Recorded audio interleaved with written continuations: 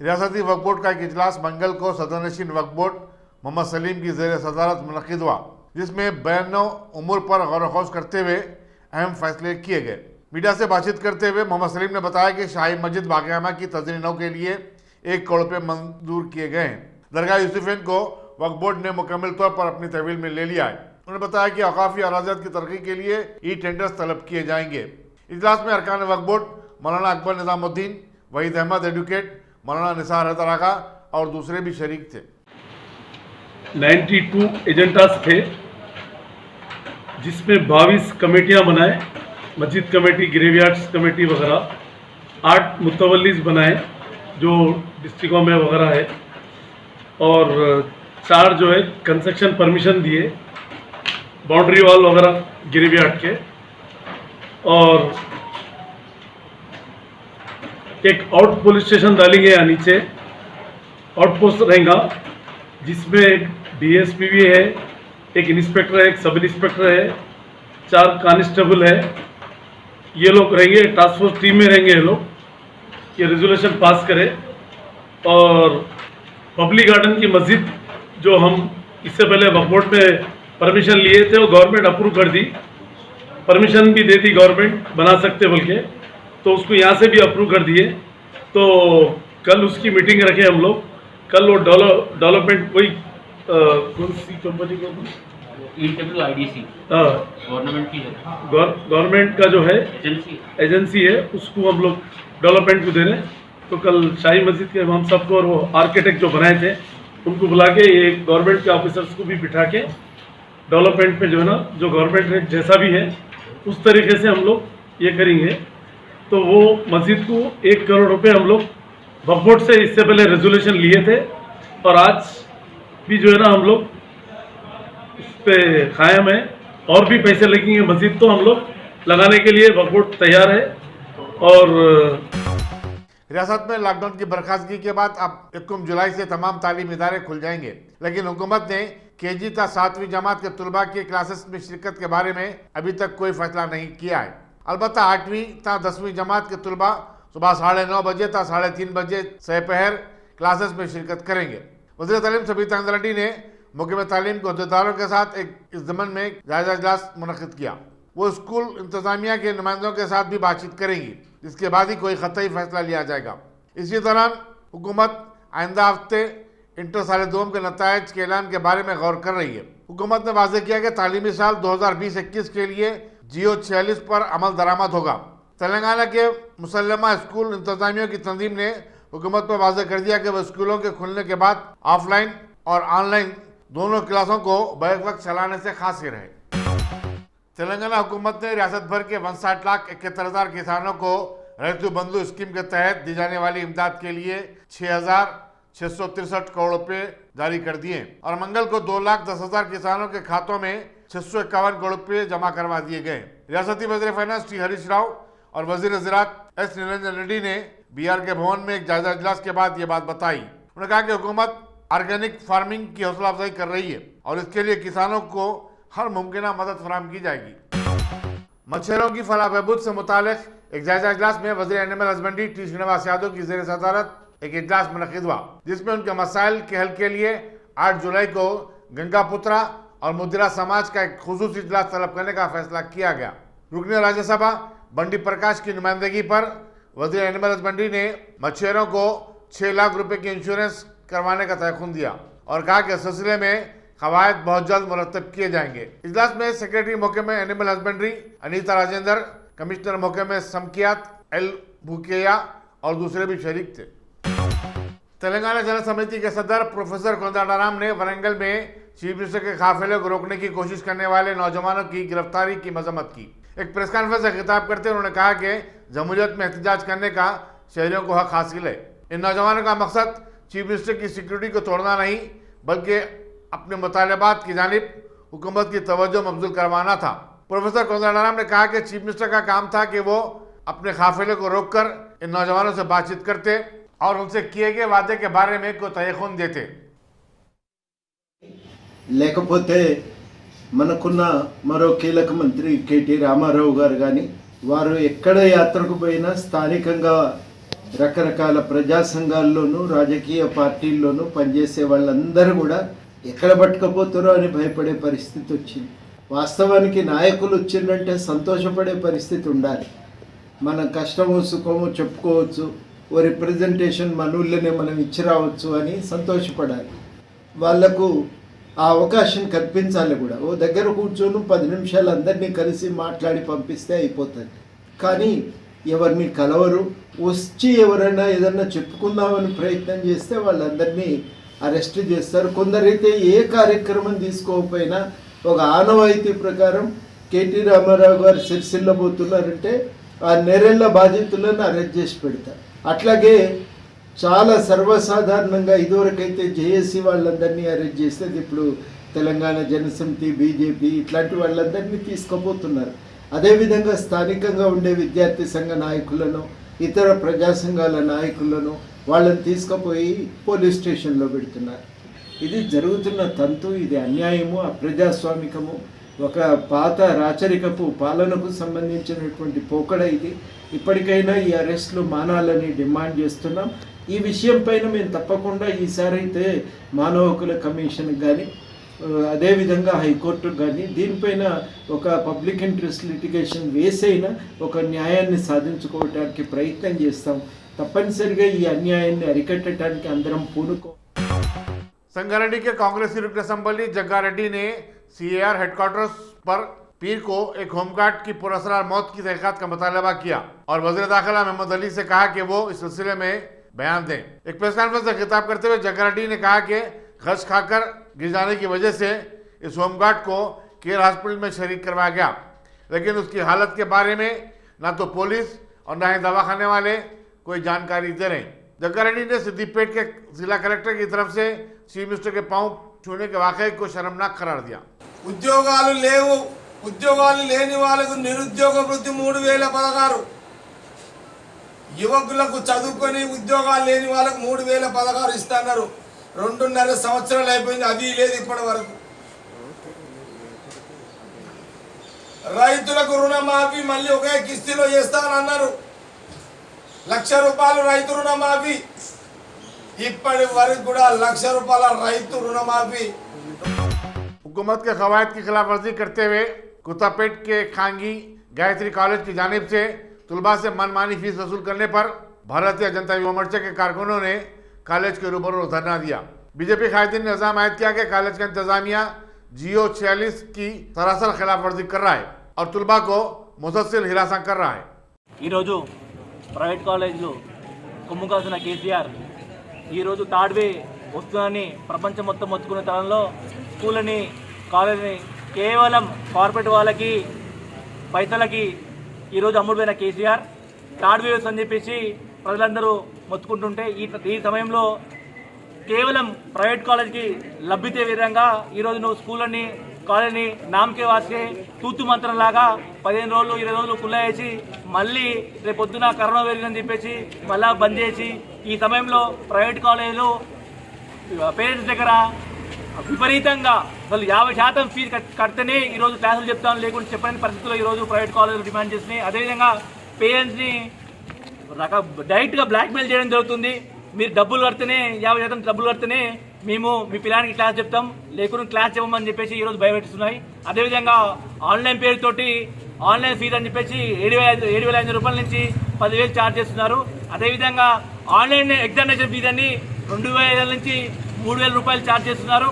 బుక్కుల పేరుతో పెద్ద మాఫియా, పెద్ద దండ జరుగుతుంది ఇక్కడ ప్రైవేట్ సంబంధించిన కాలేజీలలో. ఒక్కొక్క బుక్కులు 7,000, 10,000 రూపాయలు దానికి చెల్లించాలని చెప్పేసి చెప్తున్నారు. అదేవిధంగా పోయిన సంవత్సరం ఎటువంటి ల్యాబ్ సంబంధించిన ఎగ్జామినేషన్ కాలేదు, కానీ అయినా కానీ ఇప్పుడు వీళ్ళు ల్యాబ్ ఫీజు తోటి ఫీజుని దోచుకోవడం జరుగుతుంది. అదేవిధంగా ల్యాబ్ ఫీజు ఒకటే కాదు, అనేక రకాలుగా పేరెంట్ని ఎలా మోసం చేయాలో, ముంచాలో అనేక రకాల ప్లాన్లు వేసుకుని అనేక రకాలుగా ఈరోజు ప్రైవేట్ కాలేజీలు దోచుకొని తింటున్నాయి. మేము ఒకటే చేస్తున్నాం, ప్రభుత్వం అయితే జీవో నెంబర్ 46 ఇచ్చిందో ఆ జీవో నెంబర్ 46ని ఇంప్లిమెంట్ చేయాలి. ట్యూషన్ ఫీజులు 50% ఫీజులు మాత్రమే కట్టే విధంగా గవర్నమెంట్ చర్యలు తీసుకోవాలని హెచ్చరిస్తున్నాము. ఒకవేళ చర్యలు తీసుకునే పక్షంలో రాబోయే కాలంలో విజయవయం మరింత గట్టిగా, మరింత బలంగా ఉద్యమం చేస్తుందని హెచ్చరిస్తున్నాం. రంగారెడ్డి జిల్లా అర్బన్ విజయవయం. चिंतल बस्ती खैरताबाद में बैंड बाजे पर एतराज करते हुए बाज मकामी लोगों ने लक्ष्मी नगर कम्युनिटी हॉल में घुसकर वहां मौजूद दावतियों पर हमला कर दिया। हद तो यह है कि खवातीन और बच्चों को तक नहीं बख्शा गया।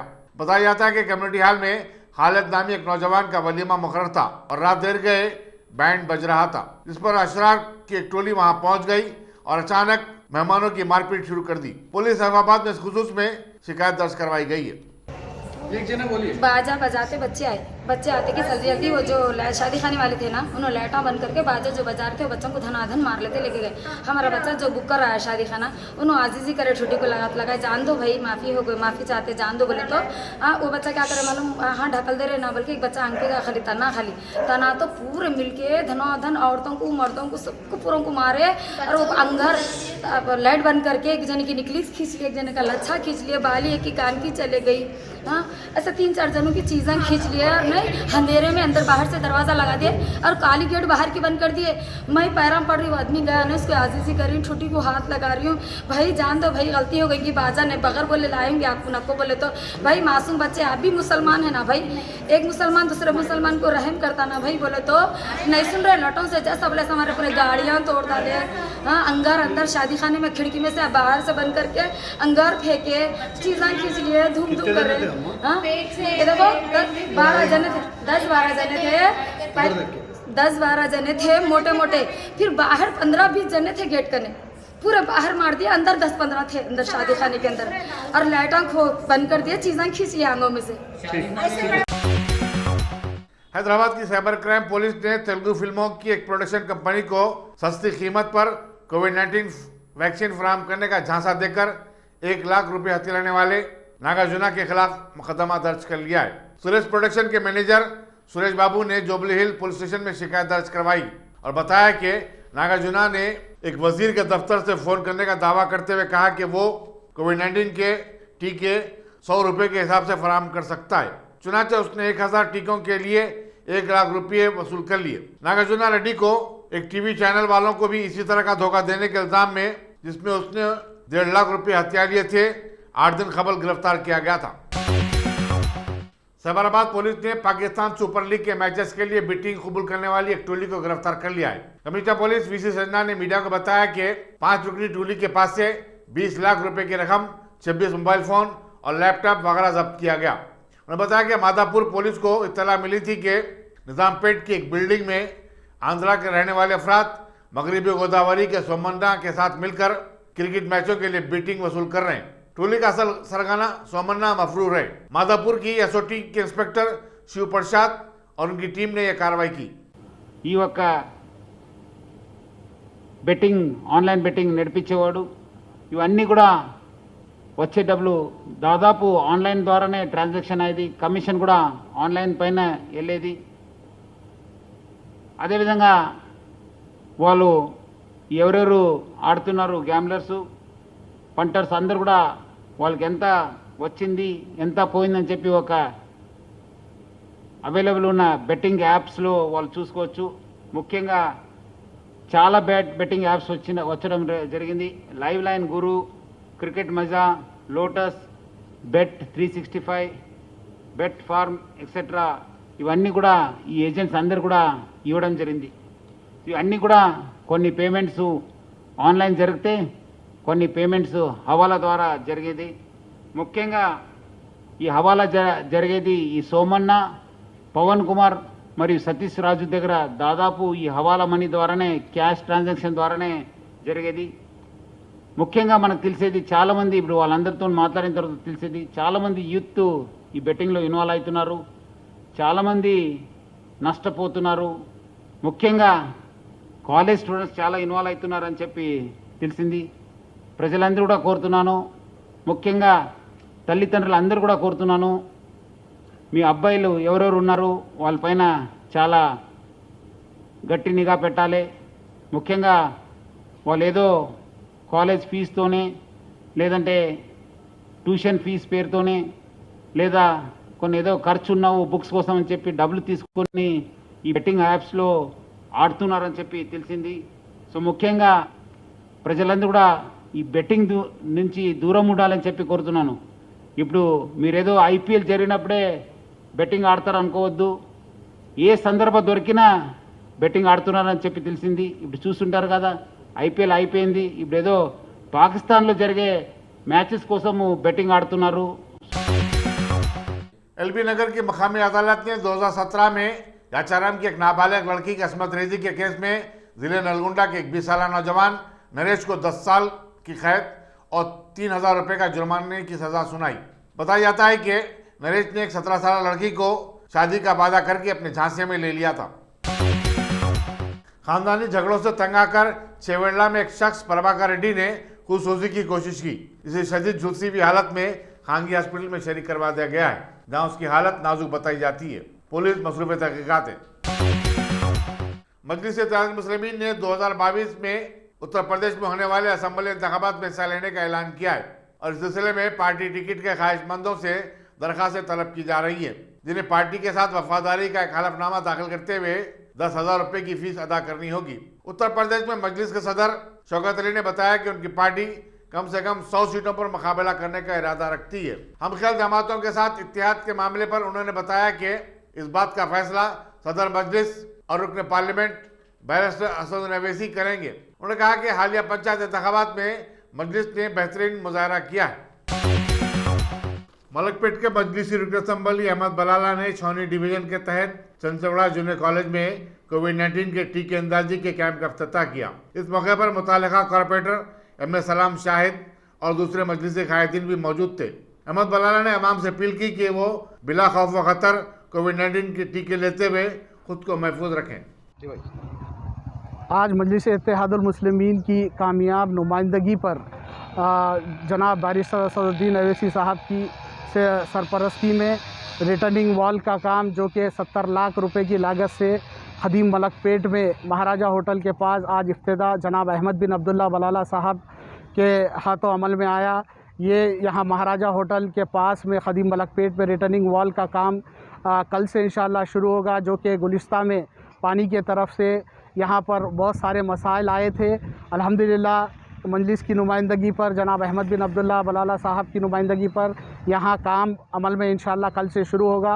रिटर्निंग वॉल आज इसके साथ ही साथ चेन मैश फेंसिंग का भी काम होगा, जो कि यहाँ पर इब्तदाई व सदर मुतमीदीन और आवाम की कसीर तादाद जो है सो यहाँ पर आज अहमद बिन अब्दुल्ला बलाला साहब का शुक्रिया अदा करिए. शुक्रिया. रन बाजार में एक जालिम शौहर ने अपनी बीवी पर हेलमेट से हमला कर दिया, जिसकी वजह से उसके सर पर शदीद चोटें आईं. बताया जाता है कि शौहर अपनी बेटी को जबरदस्ती अपने साथ ले जाने की कोशिश कर रहा था, जिस पर बीवी ने मज़ाहमत की. गुस्से के आलम में शौहर ने उसके सर पर हेलमेट दे मारी. पुलिस रन बाजार में शिकायत दर्ज करवाई गई है. और हम लोग दवाखाने को गए थे, यहाँ से MNC कराए, ऐसा हाथ तोड़ दिया. देखो हमारे शौहर आए थे, मारम पिटी करे, बच्ची को छीन के लेके जा रहे थे. उनको कहीं को लेके जा रहे हैं बोल के बोले तो हेलमेट से मार के देखो पूरा हाथ तोड़ दिए मेरा, और गर्दन में भी दर्द हो रहा बहुत.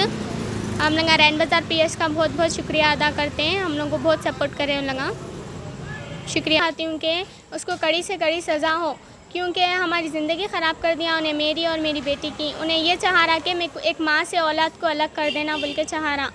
मैं हुकूमत से गुजारिश करती हूँ कि उसको कड़ी से कड़ी सज़ा दे. देखिए मेरा हाथ भी बहुत दर्द हो रहा, ऐसा कर दे के चले गया उन्हें. 1-1.5 साल से तो मैं अपने मम्मी के घर पे थी, एक फ़ोन नहीं, कुछ नहीं. मेरे को इंसाफ चाहिए.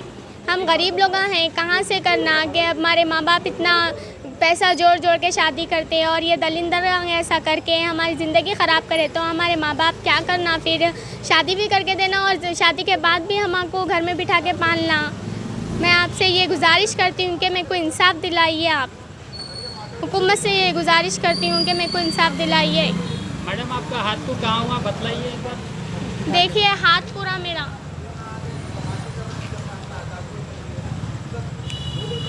ये कब हुआ मामा? ये आज हुआ. ये कितने बजे हुआ? 12 बजे के टाइम तो उतना नहीं, देखिए 12 बजे के आसपास में हुआ. ये आपके वालदा कोई भी नहीं घर पे नहीं थे वो लोग. मैं फुप्पू के पास गए हुए थे वो लगा. उनको कौन बोले क्या है मेरे को नहीं मालूम, घर पे नहीं है बोल के. नहीं है सो देख के मौका उठा के उन्होंने आके बच्ची को छीन के लेके जाने की कोशिश कर रहे थे. कैसा लेके जाते बोल के मैं बीच में गई तो उन्होंने हेलमेट से मार के मेरे को ढकल दिए. उन्होंने मेरे को घर का पूरा सामान नुकसान कर दिए। देखिए हाथ ऐसा कर दिए मेरे को। कोविड-19 के केसेस में लगातार कमी के चलते मुल्क में गुज़श्ता 24 घंटों के दौरान 42,640 नए केसेस रिपोर्ट हुए। मरकजी वज़ारत सेहत के मुताबिक इसी मुद्दत के दौरान 1,167 नई अमवात हुई हैं। Dynamic Success the Junior College. Enter to win.